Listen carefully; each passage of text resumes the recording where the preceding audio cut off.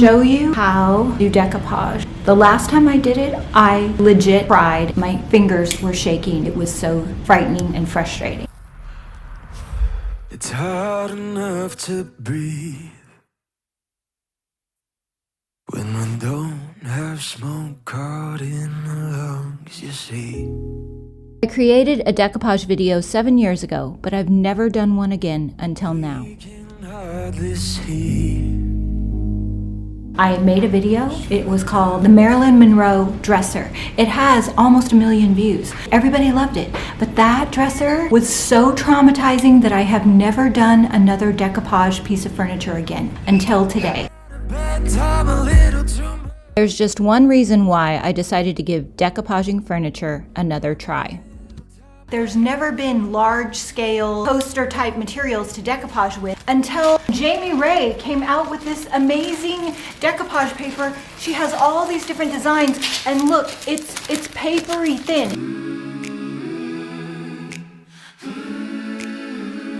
One of the hardest things about decoupage is the wrinkles and the bubbles. The thicker the paper, the more difficult it is.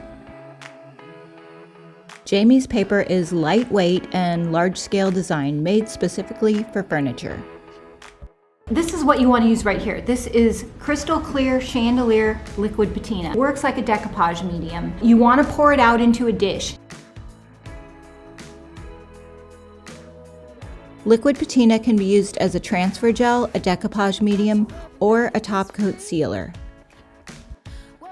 For this project, I used 4 different kinds. This butterfly one, purple boho-y looking one. This one that she calls granny flowers or something. And then this, look, it's so good. It's on my website. These are just a few of the designs.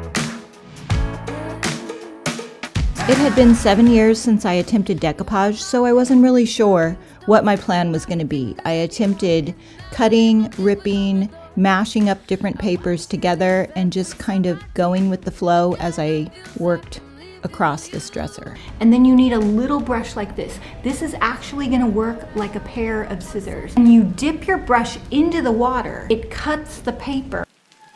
I was taken by the moon, looking down on everything I never knew.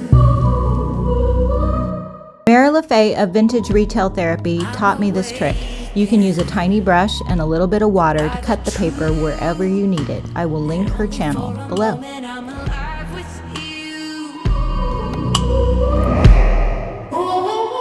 I thought that I would just cut it to fit the drawers, and then I tried ripping it. I just kind of went with the flow. It's easy. You can totally do this. If you're always on the ground, then you're never gonna see what falling feels like. Because the paper is lightweight and transparent, I painted a white background to apply the paper on. This will keep the colors of the paper and the design nice and bright and true to the original.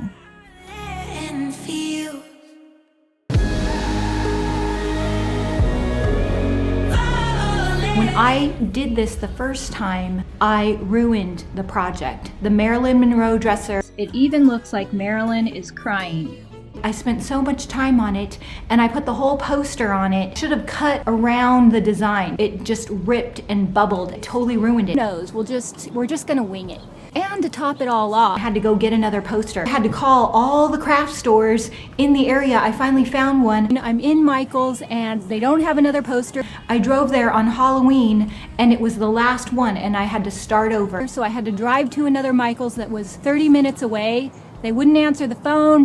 And so then when I finally got through, they said they didn't have it, but I was almost there, so I went in and they did have it. And I knew that I couldn't blow it again. Bobby was with me and I remember his words. You can do anything if you go slow. So that's what I did. So here we go, round 2. There were so many air bubbles and wrinkles because the paper was so heavy and it took me hours and hours to scrape it off. I know the danger. Marilyn Monroe dresser did turn out really good, but oh my gosh, it stressed me out and traumatized me. I wasn't sure whether to apply the liquid patina to the back of the paper or to the surface of the dresser, so I experimented. The paper is almost transparent, so when you put it on the surface, you're going to be able to see through whatever color is underneath. So if you don't want the paper background to really change, you're going to want to paint it white first.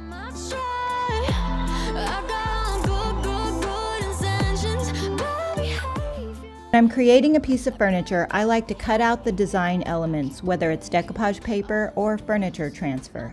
I like the blank spaces in between. It gives it breathing room and creates a more custom look. I had a bunch of scraps left over. I never throw my scraps away, not with transfers, not with decoupage paper. You can actually piece pieces together. You can layer them over the top. I had a spot where the butterfly was ripped in half, and then I had another half of another butterfly, and I was actually able to mash them up together and create a new butterfly. What if we're living in a fantasy? Here I'm piecing my scraps together to create a whole new butterfly. And I decided to apply a lot more liquid patina as I was having trouble getting the edges to stick down.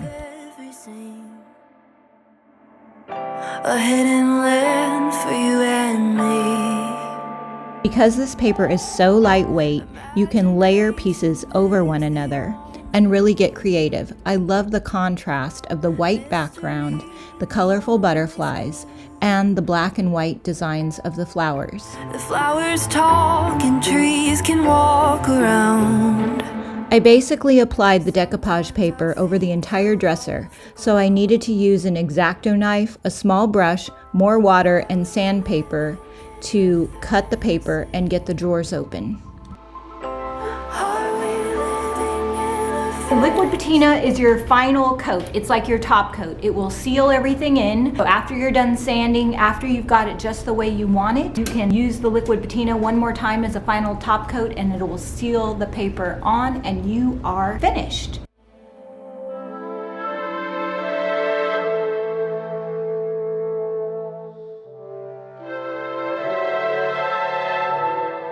I'm so glad I tried this again, even though it took me a while. I learned something new with every attempt. Have you tried decoupage? Please leave your tips in the comments below.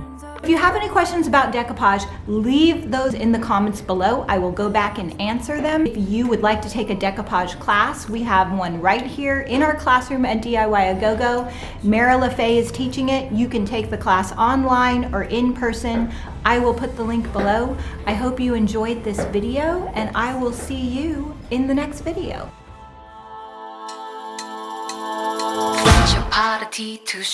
Find all the supplies used in this project, to find out about workshops in person or online, or to find more videos like this, click the link below. Thanks for watching.